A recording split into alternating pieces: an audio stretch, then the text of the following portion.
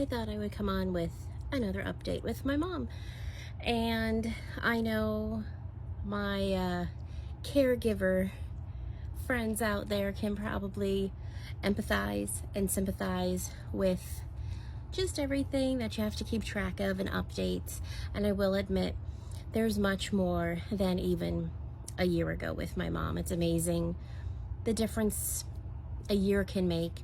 And I think what's just so sad about everything is that it's not even MS related. Fortunately, since 2010, her MS has been relatively uneventful. And it's just so unfortunate, like, that arthritis is what's taking it out of her. But it's arthritis coupled with the mobility issues of MS. But I don't have an arthritis update. I have a pulmonologist update regarding her sleep. That is who the referral was for, and she went yesterday. My husband took her.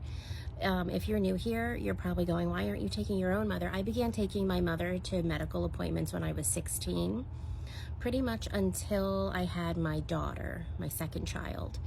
And then it was found it was just actually a better fit for my husband to take her. She was much better at the appointments with him than me, but I digress. So presented him with the facts, which he was like, yep, okay, because it was probably old news. Waking 7 to 9 times, asked if she snored, and she's always been a snorer. I will say the more tired she is, the deeper the snore. Once in a blue moon, she does the gasp, but it's rather rare.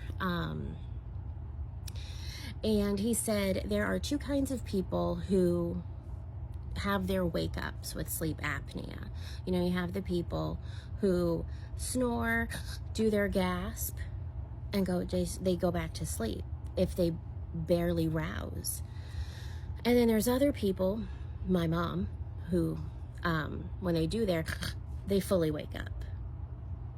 And their brain kind of resets. It's kind of like a Groundhog's Day of, must be a new day, let's go to the bathroom before we go to bed.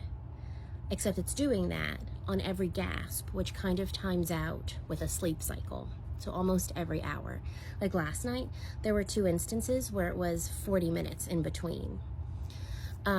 So he's like, it's fairly common. It's just an extra challenge with her MS.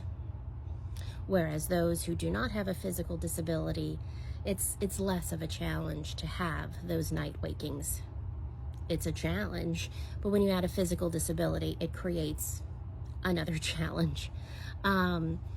So my mom has been absolutely terrified of a sleep study. My dad had 3 of them back in the day. Probably only needed 2, except on one of them they forgot to actually record the night.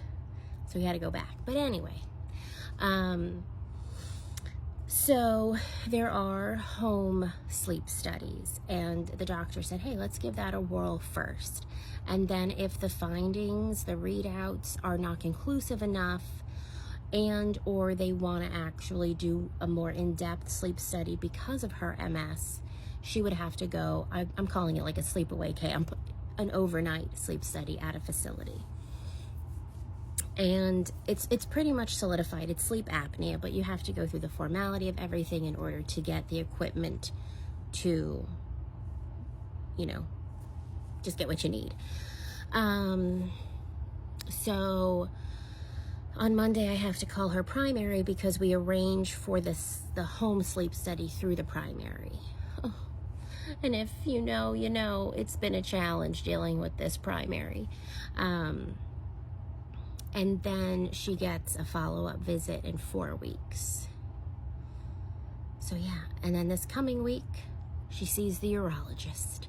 So you'll be getting an update on that one. But we've decided she can only do like 1 appointment a week. It's too exhausting between the heat and the pain and the fatigue from MS in of itself. It's 1 appointment. to be out and about. You know, telehealth's fine, but to be out and about, it is a very big physical challenge that takes her about 2 days to recover from. So next week's field trip is to the urologist.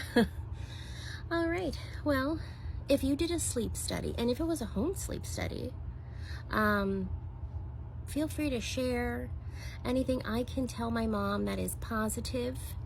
Her biggest concern at a facility is that there won't be a bedside commode and that nobody will help her in and out of bed to use the commode.